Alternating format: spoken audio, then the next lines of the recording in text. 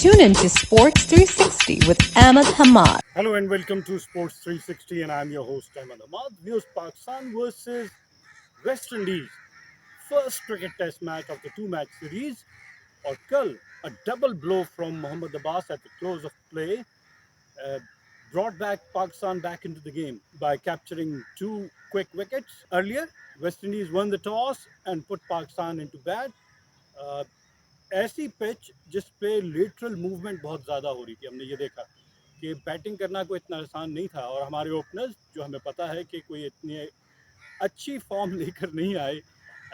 एक double century है आबिद अली के पास जिम्बाब्वे के अगेंस्ट, लेकिन हमें पता है कि जिम्बाब्वे की बॉलिंग अटैक और बाकी दुनिया की बॉलिंग अटैक के ऊपर। इमरान भट्ट की बात करूं तो अब काफ़ी टाइम हो गया है कि पाकिस्तान को सोचना पड़ेगा कि इमरान भट्ट के साथ कितना अरसा और परसिस्ट करे। खैर anyways, Pakistan after being put into bat were bold out for 217 runs in just 70 overs. 70 overs मैं इसलिए आपको कह रहा हूँ कि हमारी टीम को 20 ओवर्स, 50 ओवर्स और टेस्ट मैच की क्रिकेट का डिफरेंस समझना चाहिए कि सेशन टू सेशन किस तरह लंबी बारी की जाती है, ज़्यादा ओवर्स प्ले किए जाते हैं। आपको पता है कि एक दिन में 90 ओवर्स लाजमी हैं, तो अगर आप 90 ओवर्स नहीं खेल पा रहे और 100 ओवर्स, 120, 30 ओवर्स आप खेलेंगे तो आप 400 प्लस का टोटल बोर्ड पे लगा सकेंगे। लेकिन अगर आप 70 ओवर्स के अंदर ही आउट हो जा रहे हैं, और जिस तरह कि हमने अपना स्कोरिंग रेट देखा, रन रेट देखा,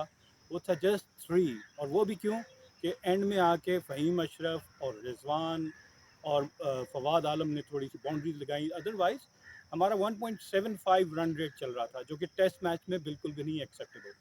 anyways, Pakistan lost both the openers quickly, और फिर वो रीबिल्डिंग का प्रोसेस था बिटवीन अजहर अली एंड बाबर आजम। अजहर अली देखा कि स्ट्रगल करते रहे क्योंकि बहुत ज़्यादा मूवमेंट थी बॉल की, और कुछ थोड़ी सी मुझे रिजेम्बलेंस उनकी यूनुस खान के, जब यूनुस खान स्ट्रगल कर रहे थे तो क्रीज में काफ़ी आगे आके खेल रहे थे और बॉल लेफ्ट करना अनयूजुअल लग रहा था, और यही वजह थी कि जो बॉल को अजहर अली लेफ्ट कर रहे थे वो ऐसा लग रहा था कि बस वो गेस्ट गेम हो रहा है कि इस बॉल को खेलूं या ना खेलूं। ऑफ द पिच देख रहे थे, बॉलर के हाथ से बॉल को जज नहीं कर रहे थे कि वो इन स्विंग है या आउट स्विंग है या क्या बॉल करना चाह रहा है। तो ऐसे कंफ्यूज बैट्समैन को लंबी बैटिंग करना बहुत मुश्किल हो जाता है। खैर हमने देखा कि दोनों बैट्समैन बाबर आजम और अजहर अली 5 बॉल के डिफरेंस में एक के बाद एक आउट हो गए। अजहर अली की बात इसलिए करूंगा कि 4 रिव्यूज़ सर्वाइव किए उन्होंने, और ये बहुत ज़्यादा चांसेस होते हैं 4 रिव्यूज़ आपको मिल रहे हैं और उसके बाद दोबारा आप अपनी इनिंग शुरू करते हैं, लेकिन अनफॉर्चुनेटली उनकी जो स्ट्रगलिंग इनिंग थी वो बड़ी ना हो सकी। बाबर आजम, हमें पता है कि कुछ 2 साल से एक अच्छी फॉर्म में है और कॉन्फिडेंस उनके पास है, लेकिन 30 रन्स की इनिंग की वो भी खेल सके, कोई बड़ी इनिंग नहीं खेली। फिर बात आ जाती है फवाद आलम और रिजवान की। रिजवान के बारे में कहा जा रहा है कि जो भी जॉब उनको दी जाती है इस पाकिस्तान क्रिकेट टीम में वो उसको फुलफिल करते हैं। वो आए, उन्होंने काउंटर अटैक किया कि बजाय इसके कि वो डिफेंसिव खेलें और एज लग जाए और आउट हो जाए, तो एक दिलेर बैट्समैन के तौर पे उन्होंने काउंटर अटैक किया। ही हिट 5 बाउंड्रीज, और लेकिन लग रहा था कि बैट्समैन रन्स बनाएगा, काउंटर अटैक करेगा, और क्लिक कर गया तो फिर एक बड़ी पार्टनरशिप हो जाएगी, लेकिन वो ना हो सकी। फ़हीम अशरफ आए और हमने देखा है कि लास्ट दिसंबर से लेकर अब तक फ़हीम अशरफ की जो बैटिंग एवरेज है वो है अबव 50। तो टेस्ट क्रिकेट में वो बहुत अच्छी, उनके जो बेलिजरेंट पुल शॉट्स हैं और फिर एलिगेंट कवर ड्राइव्स हैं, वो बहुत ट्रीट टू वॉच था। अब लेकिन फवाद आलम एक और अच्छी इनिंग खेल गए, 56 रन बनाए। लोग ये समझ रहे थे, बल्कि हम ये चाह रहे थे कि वो 50 को कन्वर्ट करें, क्योंकि उनका कन्वर्जन रेट जो है वो 100%, जब भी वो 50 रन बनाते हैं वो उसको 100 में सेंचुरी में कन्वर्ट करते हैं। लेकिन ये for the first time Fawad Alam की कैरियर में है कि वो 50 रन करके उसको 100 में नहीं कर सके, ऑल्दो ही स्कोर्ड 56 रन। लेकिन Pakistan lost this last 7 wickets. 1 घंटे के खेल में 7 खिलाड़ी आउट हो गए पाकिस्तान के, and they were bold out for just 217 run. तो ये एक छोटा टोटल, अगर आप टेस्ट क्रिकेट की पहली इनिंग में 400, 350, 400 रन नहीं बनाते तो मुश्किल हो जाता है आपको गेम में वापस आना। लेकिन हमें पता है कि मोहम्मद अब्बास एक ऐसा बॉलर है, अगर वेस्ट इंडीज़ को इतनी मूवमेंट मिल रही है तो Mohammad Abbas will be lethal और अनप्लेबल हो जाएंगे अगर उनको भी डे 2 में वही मूवमेंट मिलेगी जो डे 1 में वेस्ट इंडियन फास्ट बॉलर्स को मिल रही थी। वेस्ट इंडियन कैप्टन ने पहले 45 ओवर्स जो पाकिस्तान ने बैटिंग की 70 ओवर्स में से 45 ओवर्स पहले फास्ट बॉलर्स से करवाए, लेकिन जब वो रोस्टन चेज को स्पिनर को लेकर आए तो पाकिस्तान को थोड़ा सा खुल के खेलने का मौका मिला। मोहम्मद अब्बास की बॉलिंग की बात करूं और सीम और स्विंग उनका जो कंट्रोल है वो ज़बरदस्त है और यही उनका रिकॉर्ड बताता है कि जहां विकेट से थोड़ी भी असिस्टेंस मिल रही होगी तो वो मैच विनर बॉलर हो सकते हैं। और कल जो उन्होंने बॉलिंग की 2 खिलाड़ियों को आउट किया और उम्मीद करते हैं कि आज वहीं से वो स्टार्ट लेंगे और West Indies who were 2 for 2 at close of play yesterday are trailing by 215 runs with 8 wickets in hand. देखना पड़ेगा कि वेस्ट इंडीज़ आके काउंटर अटैक करता है या पाकिस्तान उनका रन रेट कंट्रोल रखता है और प्रेशर बिल्ड करता है और फिर उनके विकेट्स लेता है। 217 से नीचे नीचे उनको आउट कर लेगा, लीड लेगा, या 217 से वेस्ट इंडीज़ ज़्यादा हो जाता है तो फर्स्ट इनिंग की दोनों टीमों की जो टोटल होगा वो डिसाइड कर देगा fortune of the test match. Apart from Fawad Alam and Fahim Ashraf, 85 run, 6 wicket partnership, the rest of the Pakistan batting could only score 117 runs, which also includes the extras. So we wish Pakistan cricket team all the best. Where's India versus England? Second cricket test match खेला जा रहा है of the 5-match series at Lords. And on day one, India in the first innings were 276 for the loss of 3 wickets at close of play yesterday, with Rohit Sharma scoring 83 along with KL Rahul, who scored 126 unbeaten. And this is also the first century partnership of India for the first wicket since 2010.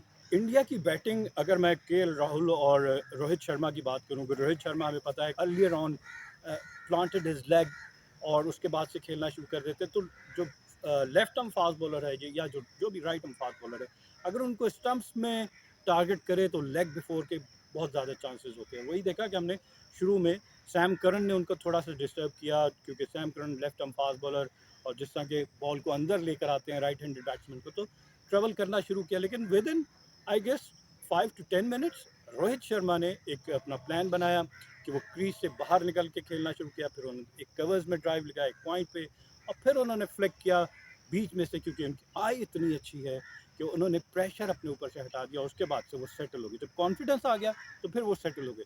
लेकिन Indian captain Virat Kohli जो first test match में नाकाम हुए बुरी तरह से, इस test match में भी हमने देखा कि स्ट्रगल उन्होंने, although he scored 42 of 103 balls with help of 3 force, लेकिन वो फ्लुएंसी, वो कमांड, वो नज़र नहीं आ रहा था कि हाँ कोहली सेट हो गए और कोहली एक बड़ा टोटल करेंगे, एग्रेसिव इनिंग खेलेंगे। तो ये ब्यूटी है टेस्ट क्रिकेट की कि वनडे क्रिकेट में देखा जाता है कि बॉलर्स के पास कोई ऐसा वेपन नहीं है क्योंकि सूटेबल कंडीशंस होती है फॉर द बैट्समैन, इसी तरह T20 में। लेकिन टेस्ट क्रिकेट का ये हुस्न है कि बॉलर्स भी अगर उनको कंडीशन उनके हिसाब से मिलती है तो बैट्समैन को वो ज़रूरी ट्रबल करते हैं, और जो वर्ल्ड क्लास बैट्समैन होते हैं वो भी, उनके लिए भी रन्स बनाना बहुत मुश्किल है। यही देखा हमने इंडिया के चेतेश्वर पुजारा और अजिंक्य रहाणे, जिन पे वो बहुत ज़्यादा रिलाई करते हैं, वो इस वक्त एक लीन फॉर्म में चल रहे हैं, एक बैड पैच में चल रहे हैं, रन्स उनसे नहीं बन रहे। इंडिया ने एक चेंज की थी कि शरदुल ठाकुर जो कि इंजर्ड हो गए, उनके लिए ईशांत शर्मा को टीम में लेकर आए। उसकी वजह से उनकी बैटिंग जो है वो थोड़ी सी और स्क्वीज हो गई, नंबर 6 तक रह गई, क्योंकि शरदुल ठाकुर जो है वो ऑलराउंडर है, उनके ना होने की वजह से ईशांत शर्मा एक टेल हैंडर है, तो बैटिंग और कम हो गई। लेकिन एक गैम्बल लिया, एक दिलेराना फैसला किया इंडिया ने कि उन्होंने देखा कि कंडीशंस जो हैं वो फास्ट बॉलर्स को ज़्यादा सूट कर रही हैं, हम जो भी टोटल बोर्ड पे लगा देंगे, हमारे पास एक genuine fast bowler Ishant Sharma होगा तो वो हमारे लिए ज़्यादा helpful. For England the 621 wickets holder Jimmy Anderson ज़बरदस्त फॉर्म में थे और ही captured 2 wickets Y Oli Robins took 1 wicket.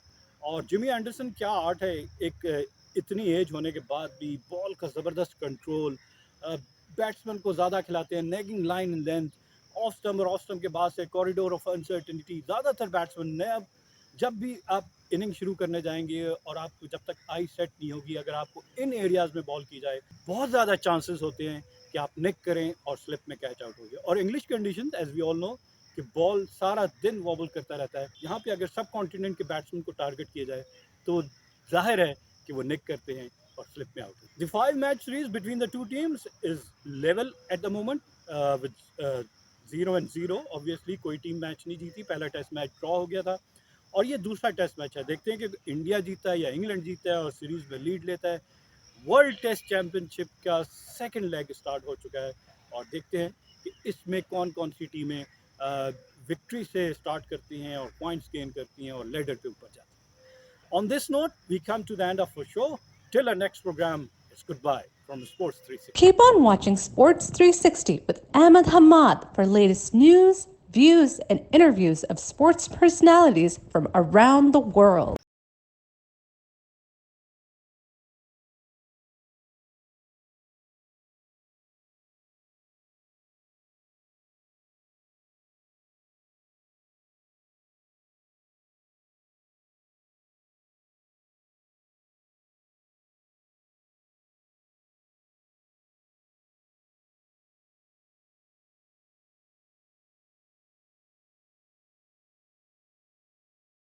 On this note, we come to the end of our show.